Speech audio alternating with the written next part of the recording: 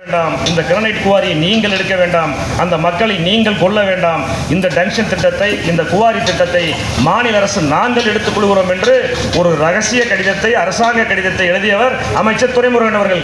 ஆனால் இதையெல்லாம் எதையுமே வெளியே சொல்லாமல் சட்டசபையிலே பொதுமக்கள் இங்கே பிரச்சனைகளை எழுப்பிய பிறகு வல்லாளப்பட்டி மக்களாக இருக்கட்டும், அரட்டாப்பட்டி மக்களாக இருக்கட்டும், மாங்குளம், கல்லந்திரி பகுதியில் இருக்கக்கூடிய ஒட்டுமொத்த மேலூர் தொகுதியில் உட்பட்ட 400 கிராமத்துக்கு மேற்பட்ட கிராம மக்களும் நாட்டார்களும் அம்பலார்களும் அனைத்து விதமான அரசியல் கட்சி பொதுமக்களும் போராட்டம் நடத்திய பிறகு தமிழ்நாட்டினுடைய முதலமைச்சர் சட்டசபையிலே சொல்லுகிறார், ஒரு கைப்பிடி மண்ணை கூட நான் எடுக்க விட மாட்டேன், என் உயிரே போனாலும் சரி, என் ஆட்சியே போனாலும் சரி விடமாட்டேன் என்று சவால் விடுகிறாரே.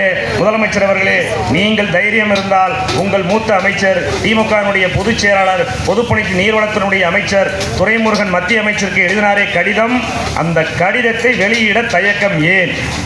வெளியிட வேண்டிய அந்த கடிதத்தை அந்த 2 பேரும் லவ் லெட்டர் எழுதுறீங்க மத்திய அரசுக்கு மாநில அரசுக்கு.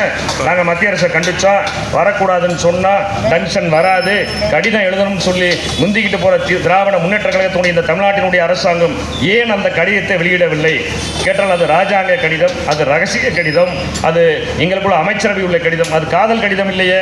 மக்களுக்கான பிரச்சனை, நீதே மத்திய அரசாங்கத்தை எதிர்ப்பியே, எது நடந்தாலும் மோடி மேலே தான் நீ பழி போடுவியே, எது நடந்தாலும் பிஜேபி அரசாங்கம் எங்களுக்கு நிதி கொடுக்கலைன்னு தானே சொல்லுவேன். மதுரையில் வெள்ளம் வந்தால் மோடி அரசாங்கம் நிதி கொடுக்கல, தூத்துக்குடியில் வெள்ளம் வந்தால் எங்களுக்கு காசு கொடுக்கல, கோயம்புத்தூர் இது வரைக்கும் வெள்ளமே வந்ததில்லை, நீங்கள் ஆக்சுவலி கோயம்புத்தூர்லேயே வெள்ளம் வந்துச்சு, ஏன்டா கோயம்புத்தூரில் வெள்ளத்தை நீங்கள் தடுக்கலை, எங்களுக்கு நிதி கொடுக்கல, நீ என்ன பண்ணுற?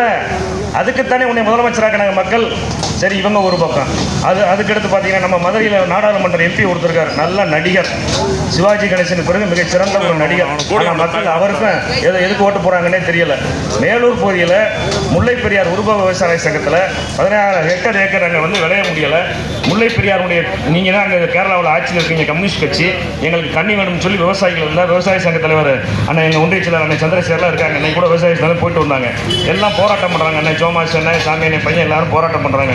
இந்த பகுதியினுடைய நாடாளுமன்ற உறுப்பினர் மேலூர் தொகுதியில் கிட்டத்தட்ட 2 முறை ஓட்டு வாங்கிய எம்பி நாடாளுமன்ற உறுப்பினர் வெங்கடேசன் மேலூர் தொகுதி மக்கள்கிட்ட இதுவரைக்கும் நன்றி சொல்லவே வரல.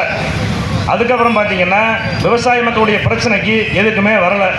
எங்கேயாவது கக்கூசில் பிரச்சனை, மாநகராட்சியில் கமிஷன் கொடுக்குறதுல பிரச்சனைனா இந்த கம்யூனிஸ்ட்காரங்க இந்த எம்பி போகிறாரு, இந்த எம்பிக்கு வெக்கம் இல்லாமல் நம்ம மக்கள் ஓட்டு போடுறாங்க.